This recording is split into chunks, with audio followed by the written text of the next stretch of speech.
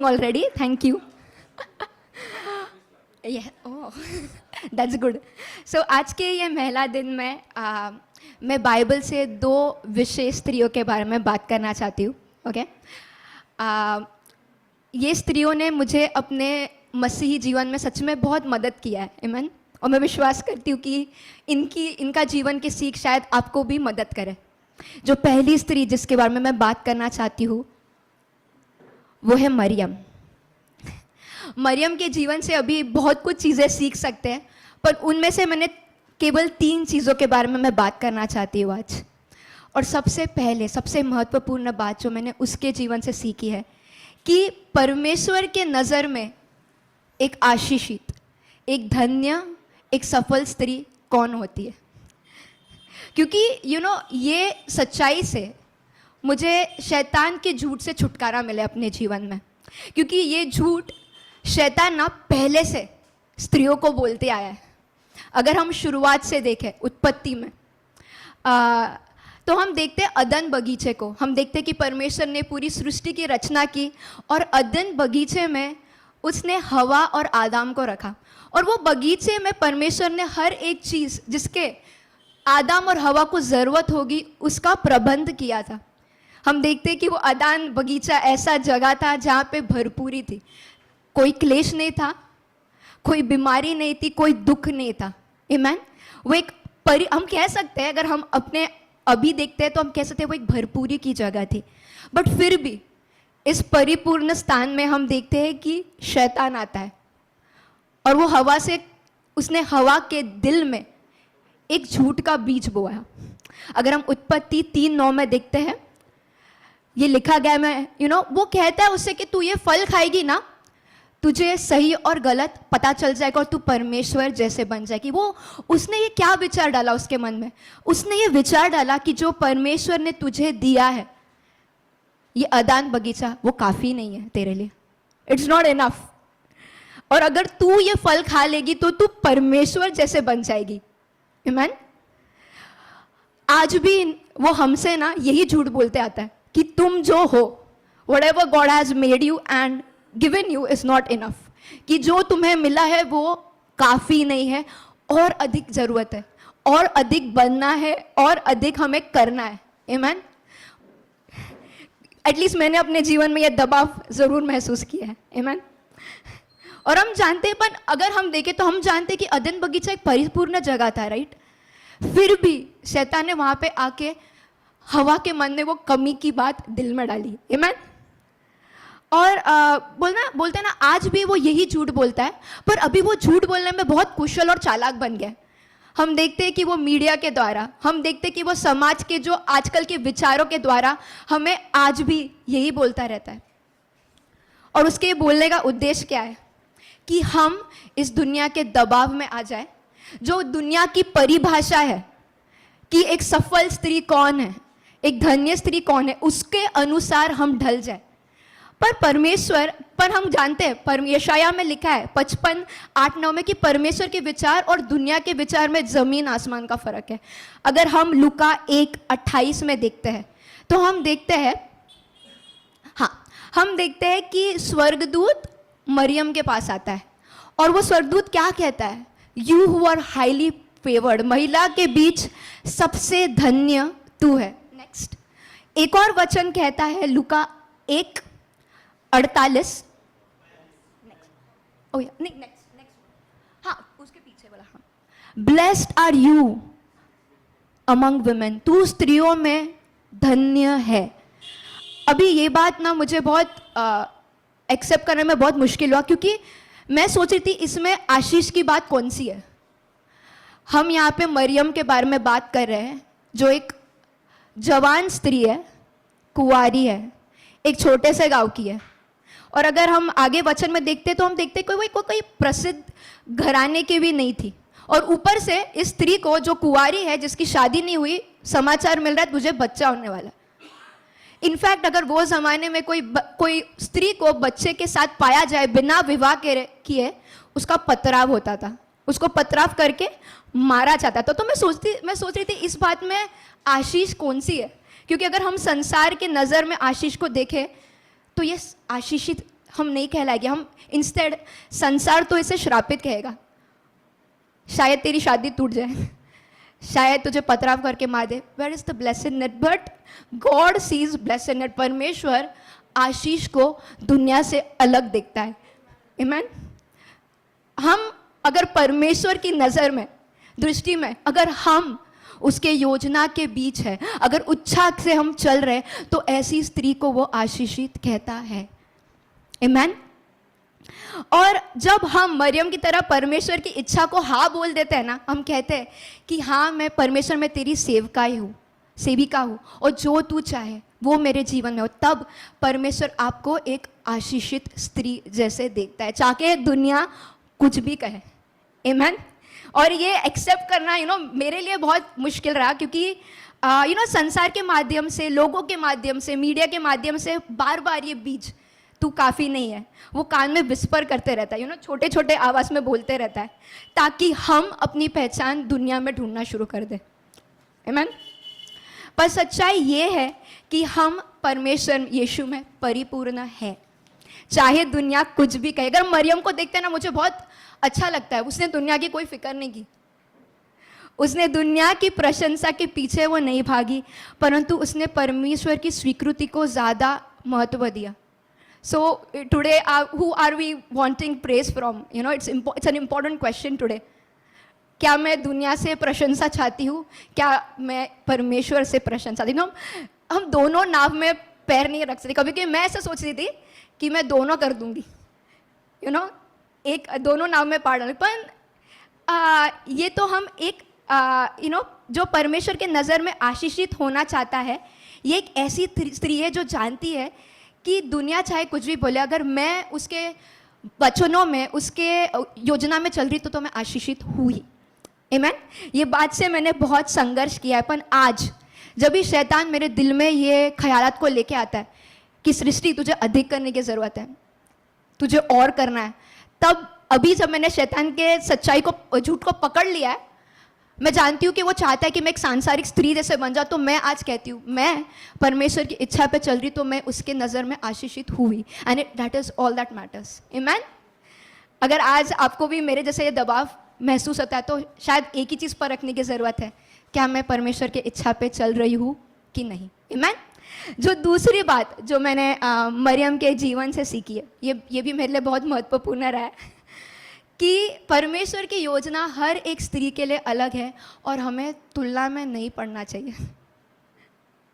हम जिस ज़माने में रहते हैं, तुलना की भाव आना बहुत आसान है। अगर आज मैं अभी मेरा मोबाइल उठा लूँ और शुरू कर दूँ, मैं देख सकती हूँ कि सब लोग कहाँ पे हैं, क्या कर रहे हैं और किसके जीवन में क्या चल रहा है। और वो कंपैरिजन, तुलना इतने आसानी से हृदय में आ जाता है ना, समझ में भी नहीं आता। लाइक मेरे साथ हुआ, सबसे बड़ी अजीब बात है कि मैं यही प्रिपेयर कर रही थी और एक दिन मैं सेलफोन पे बैठी एंड मैं फेसबुक पे गई और एक बहुत कॉलेज टाइम के एक दोस्त का नाम आया, तो मुझे चलो देखते हैं कि क्या चल रहा है। जब मैंने देखा उसके फेसबुक में, तो मैंने देखा उसने अपना खुद का व्यवसाय शुरू किया है, and she was looking very successful, like बहुत सारे अच्छे क्लाइंट्स उसके दिखे। और डायरेक्टली मेरे मन में आया कि यार हम दोनों तो सेम उम्र के, सेम पढ़ाई की, और वो कितनी आगे चली गई। कि I am at home working but still she is so successful. And तभी गॉड ने मुझसे बात किया कि हमें तुलना में नहीं गिरना चाहिए, बिकॉज गॉड ने हमें उसी तरह बनाया है। He has placed everything in you according to his plan. परमेश्वर के हर जन के लिए एक अलग योजना है, और जिस तरह से आपको बनाया गया है, आपके अंदर जो गुण है, जो आपके अंदर ताकत है, वो उसने ऐसे रखी है कि वो योजना को आप पूर्ण कर सके। And we can be rest sure that God doesn't make mistakes. He doesn't, वो गलती नहीं करता कि बाय मिस्टेकली कुछ गलत बना दिया, नहीं। जैसे आप बने हो, उसकी योजना पूरी करने के लिए सक्षम हो आप। आमेन। आमेन।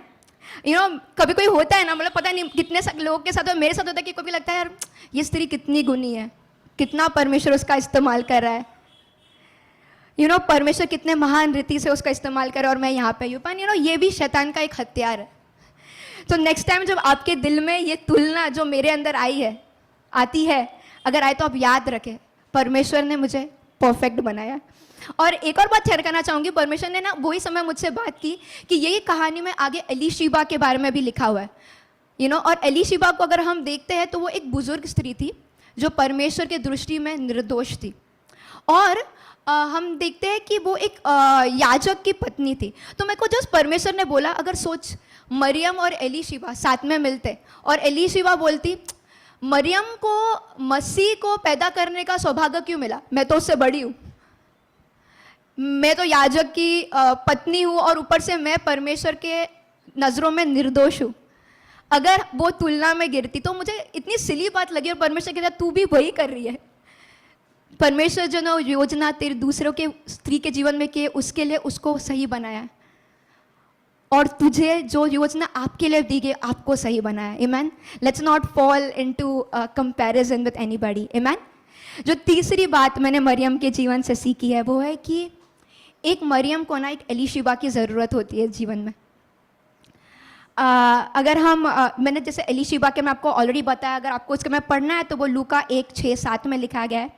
हम सभी को ऐसे एक बहन की ज़रूरत है जिससे हम अपने संघर्ष को, अपने दिल के जो नज़दीकी बात है, जो संघर्षों को शेयर कर सके, और वो आपको वचनों के द्वारा सलाह दे, वो आपको वचनों के द्वारा, अगर करेक्शन की ज़रूरत है तो करेक्शन भी दे, क्योंकि अगर प्रेम है तो करेक्शन होना ही है, और आपको वचन के द्वारा प्रोत्साहन दे। अगर हम मरियम के जीवन में देखते हैं लूका 1:39-47, तो हम देखते हैं कि जब स्वर्गदूत ने ये कहानी, ये संदेश जब मरियम को दिया कि तू बच्चे की माँ बनने वाली, तो हम देखते हैं कि वो एलीशिबा के पास चली गई, और हम देखते हैं एलीशिबा ने किस तरह से पवित्र आत्मा के द्वारा उसे प्रोत्साहन दिया। उसने कहा, ऊंची आवाज में पुकारते हुए वो बोली, तू सभी स्त्रियों में सबसे अधिक भाग्यशाली है, और जिस बच्चे का तू जन्म देगी वो धन्य है। आमीन। हम आगे पढ़ सकते हैं, पर मैं जब सोच रही हूँ कि वो समय जब मरियम का मनोस्थिति क्या होगा, पर जब उसने वो एलीशिबा के जो प्रोत्साहन के जो शब्द, जो पवित्र आत्मा के द्वारा जो शब्द सुनने होंगे, उसे कितनी ठंडक बैठी होगी। She would have felt so encouraged. We also need, हमें भी ऐसे स्त्रियों की ज़रूरत है जो हमें, जब हम हताश हो, जब हम निर्बल हो, जो मुझे लगता है सबके जीवन में कभी कभी आता है, ऐसी एक स्त्री चाहिए जो हमें वचन से उठाए। क्योंकि अगर इस समय में जब हम निर्बल है ना, अगर हम सांसारिक लोग के पास चले जाएंगे ना और सांसारिक लोगों के पास अपनी दुख दुविधा शेयर करेंगे, तो हमें सांसारिक सलाह मिलने वाला है, हमें सांसारिक मोटिवेशनल टॉक मिलने वाला है, इंस्पिरेशनल टॉक मिलेगा, वो हर जगह मिलता है। बट सिर्फ एक स्त्री जो परमेश्वर में दृढ़ है ना, वो आपको वचन में उठा सकती है, और वो सच में बहुत इंपॉर्टेंट बात है। आमीन। तो ये मैंने तीसरी बात सीखी कि मुझे हर एक मरियम को, एक एलीशिबा की ज़रूरत, आपको ऐसे बहनों की ज़रूरत है जो आपको मसीह में उठाए। आमीन। तो ये 3 बातें हैं जो मैंने मरियम के जीवन से सीखी। अभी ये दूसरी स्त्री के बारे में मैं बात करने वाली हूँ जो मुझे बहुत पसंद है, वो है समरी स्त्री। समरी स्त्री के कहानी को हम यूहन्ना 4:1-30 में पढ़ सकते हैं। मैं इस पूरी कहानी को नहीं पढ़ूंगी, समय की कमी है आज, बट मैं बताऊंगी उसके बारे में। जो पहली बात जो मैंने समरी से सीखी है कि पहले कि परमेश्वर ना किसी का भी इस्तेमाल कर सकता है उसकी महिमा के लिए। अगर हम समरी स्त्री के जीवन को देखें तो ना कोई पाक, कोई पावन, ना कोई प्रतिष्ठित महिला थी। इनफैक्ट अगर हम वचन में देखते हैं उसका परिचय, तो हम जानते हैं कि उसके 5 पति हो चुके थे, और जो अभी जो पति जिसके साथ वो रह रही थी वो उसका पति भी नहीं था। Maybe she was someone that people didn't even want to associate with. ऐसे कोई लोग होते थे ना, हमें उनके सामने नज़र भी नहीं आना है। शायद वो ऐसी स्त्री थी, क्योंकि हम वचन में भी देखते कि वो 6ठे घंटे में आई थी पानी लेने, जो वो समय नहीं था स्त्रियों का आने का। शायद वो छुप के आई थी वहाँ पे ताकि लोग उसे ना देखें। बट हम देखते हैं कि यीशु ने उसे चुना बात करने के लिए, और यीशु का उससे बात करना कोई साधारण बात नहीं थी, मैं कहती हूँ, क्योंकि उस समय एक टीचर का, एक रबी का किसी स्त्री के साथ बाहर बात करना कभी नहीं होता था। और सेकेंड बात, वो एक समरी स्त्री थी। यहूदी लोग समरी लोगों से रिश्ता नहीं रखते थे, उनको नीचे नीचे दिखाते थे। बट ये रुकावटों के बावजूद मैं देखती हूँ कि यीशु ने उससे चुना बात करने के लिए। और हम देखते हैं वो बातों के द्वारा क्या हुआ। वो समरी स्त्री अंदर भागी नगर में और उसने सभी लोगों को अपनी गवाही दी और उसके गवाही के द्वारा वो सारे नगर के लोग यीशु में आए। आमेन। परमेश्वर सबका इस्तेमाल कर सकते हैं अगर आप उपलब्ध हो और अगर आप समरी स्त्री की तरह वो जो यीशु ने जो जल ऑफर किया उसे दिया, अगर आप हम्बली उसे एक्सेप्ट करने को तैयार हो। कभी कभी ऐसा दिल में लगता है ना कि क्या सच में परमेश्वर में मेरा इस्तेमाल कर सकता है, क्या मेरे अंदर कुछ भी है कि परमेश्वर मुझे उपयोग करे। तो मैं आज एक वचन से आपको प्रोत्साहन देना चाहती हूँ। ये बात वचन ने मुझे बहुत एनकरेज किया अपने जीवन में। वो है 1 कुरिन्थियन 1:28। यहाँ पे परमेश्वर कहता है कि तुम में से बहुत से लोग मनुष्य के अनुसार बुद्धिमान नहीं थे। आप देख सकते हैं बहुत से लोग प्रभावशाली नहीं है। कितने लोग को लगता है आप प्रभावशाली नहीं हो? बहुत से लोग कुलीन नहीं थे, परंतु परमेश्वर ने जगत के मूर्खों को चुना है कि बुद्धिमानों को लज्जित करे, और परमेश्वर ने जगत के निर्बल को चुना है कि बलवानों को लज्जित करे। आमीन। अगर आज आप सोचते हो बलवान नहीं हो, निर्बल हो, गुण नहीं है, परमेश्वर कहता है मैं तेरा इस्तेमाल, you are the perfect candidate, मैं तेरा इस्तेमाल कर सकता हूँ, पर क्या तू उपलब्ध है? आमीन। अगर आज आप सोचते हो कि यार मैं योग्य नहीं हूँ, मेरा क्या पोस्ट है, मैंने कितना पढ़ा लिखा है, मैं अच्छी नहीं दिखती अगर आप कोई भी ऐसे विचार आपको खींच रहे, तो मैं कहती हूँ कि जिस तरह से परमेश्वर ने समरी स्त्री, जैसा उसका जीवन था, पापी थी वो, पर परमेश्वर ने उस पापी को लेके संदेश बना दिया और लोगों को जीत लिया। आमीन। तो वो अगर आप उपलब्ध हो तो परमेश्वर आपका भी इस्तेमाल कर सकता है उसकी मदद। और दूसरी आखिरी बात कि आपकी गवाही और चाल चलन से आप आत्माएं जीत सकते। हम देखते हैं कि वो समरी स्त्री जाके पूरे नगर में यीशु के बारे में प्रचार करने लगती है, और मुझे उसकी गवाही ना बहुत सुंदर लगती है। अगर हम यूहन्ना 4:39 में देखते हैं तो वो क्या कहती है? उसने मुझे वह सब बता दिया जो मैंने किया था। मुझे उसका टेस्टिमनी, गवाही बहुत अच्छा लगता है कि जो उसने किया था ना, वो लज्जा का कारण था उसके जीवन का। पर जब वो यीशु से मिली, वो लज्जा को छोड़ दिया उसने। वो जान गई कि उसने सच्चा जल को प्राप्त किया है, माफी को प्राप्त किया, और अभी वो कहती है उसने मुझे सब कुछ बता दिया जो मैंने किया, और फिर भी मुझे बुरा नहीं लगा क्योंकि मैं जानती थी वो मुझसे प्रेम करता था। आमीन। तो मैंने एक चीज से सीखी कि हमें अपनी गवाही देने से डरना नहीं चाहिए, लज्जित नहीं होता। कभी मुझे ऐसा लगा कि यार ऐसे मैं कैसे बोल दूं कि मैं ऐसी थी, पर परमेश्वर का एक गवाही ये होती है कि मैं ऐसी थी, मेरा जीवन ऐसा था, मेरा जीवन कुरूप था, अगली था, पर यीशु आया और उसने एक सुंदर संदेश बना दिया। आमीन। और हम देखते हैं समरी स्त्री ने पूरे नगर को जीत लिया उससे। और एक आखिरी वचन 1 पेतरस 3:1। मैं एक और चीज कहना चाहती हूँ कि मैं जानती हूँ कि वो दिन जब भी लोगों ने वो समरी स्त्री को देखा ना, उसके अंदर कुछ अलग देखा होगा, क्योंकि मुझे नहीं लगता सिर्फ ये बोलने से लोग बस बाहर आ गए होंगे, कुछ तो देखा होगा, कुछ तो बदला है इसके अंदर आज। आमीन। अगर हम 1 पतरस 3:1 को पढ़ते हैं तो लिखा गया है कि यदि कुछ ऐसे ये कॉन्टेक्स्ट में बता दूं, संदर्भ ये है कि पतरस कह रहा है कि जो पत्नियां एक अविश्वासु पति से जिनका ब्याह हुआ है उनके बारे में, जो कुछ ऐसे भी हो जो वचन को न जानते हो, ऐसे पति जो वचन को न जानते हो, तो भी बिना वचन के अपनी अपनी पत्नी के चाल चलन के द्वारा खींचे जाए। आमीन।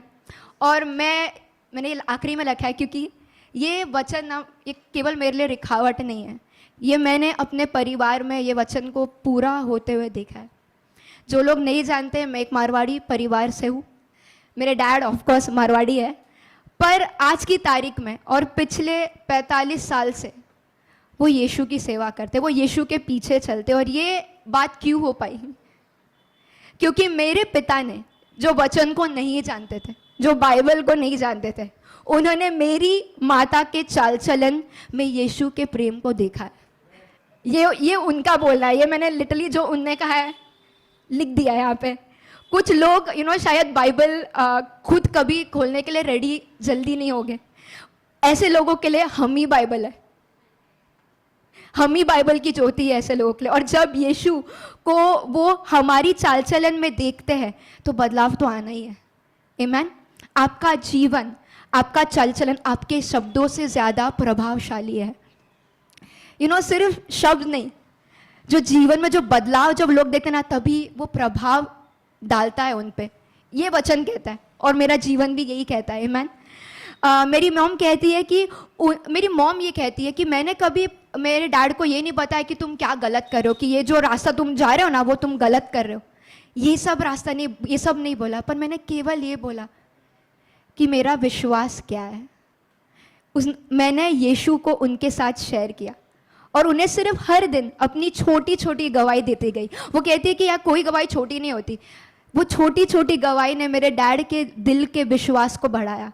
फिर दूसरी बात, वो हर रोज मेरे डैडी से साथ प्रार्थना करती थी और के लिए प्रार्थना करती थी। और डैडी कहते हैं कि ऐसा एक समय आ गया, मैं प्रार्थना के बिना तो क्लिनिक भी नहीं जाता था, क्योंकि मुझे पता चल गया था इसमें कुछ तो है, कुछ तो है कि जब मैं सुनता हूँ प्रार्थना तभी सही होता है सब कुछ। और तीसरी बात,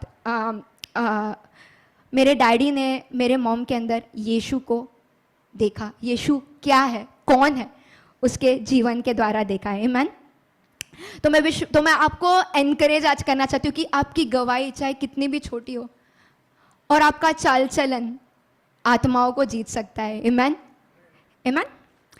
मैं विश्वास करती हूँ, मेरी आशा है कि जो छोटी बातें मैंने शेयर की है आपको हेल्प करेगा कि और जानने में मदद करे कि आपकी पहचान सिर्फ और सिर्फ यीशु में है। आमीन।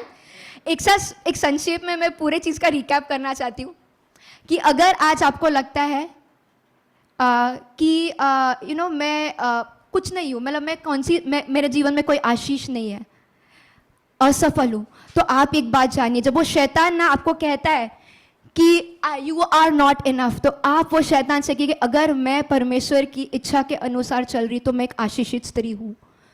दूसरी बात, अगर दिल में तुलना आ रही है तो आपको याद रखना है कि परमेश्वर ने आपको अलग बनाया और उसकी योजना के लिए पर्याप्त बनाया है। वो शैतान को बोलना कि मैं जैसे बनी हूँ परमेश्वर ने मिस्टेक नहीं किया है। आमीन। तीसरी बात, अगर कोई निर्बल महसूस कर रहे हो या हताश हो, आपकी बहन के पास जाइए जो परमेश्वर में दृढ़ है, वो आपको वचन के द्वारा उठाएगी। चौथी बात, अगर लगता है मेरे अंदर तो कुछ योग्यता ही नहीं है, क्या परमेश्वर मेरा उपयोग कर सकता है? नहीं। अगर आप उपलब्ध हो तो परमेश्वर आपका उपयोग कर सकता है और आपकी गवाही और आपके चाल चलन बहुत से आत्माओं को बचा सकती है। आमीन। हालेलुया। Praise God.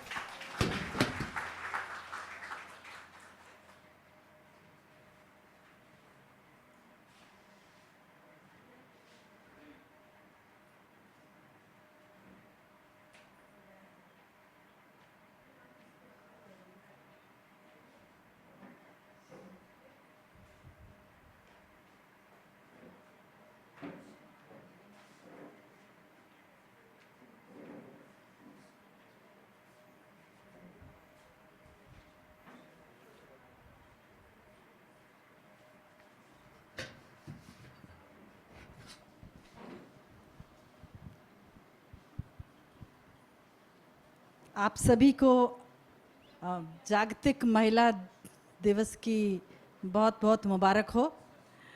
और जैसा कि हम वचन से जानते हैं, यहोवा परमेश्वर ने कहा कि आदम का अकेला रहना अच्छा नहीं है, मैं उसके लिए एक ऐसा सहायक बनाऊंगा जो उससे मेल रखेगा, उसकी बराबरी का होगा।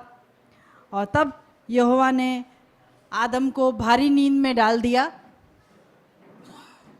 और जब वो सो गया तो उसकी एक पसली निकालकर वहाँ पर मांस भर के जो उसने पसली निकाली थी उससे स्त्री की रचना कर दी। फिर वो उससे परमेश्वर ने स्त्री बना दिया।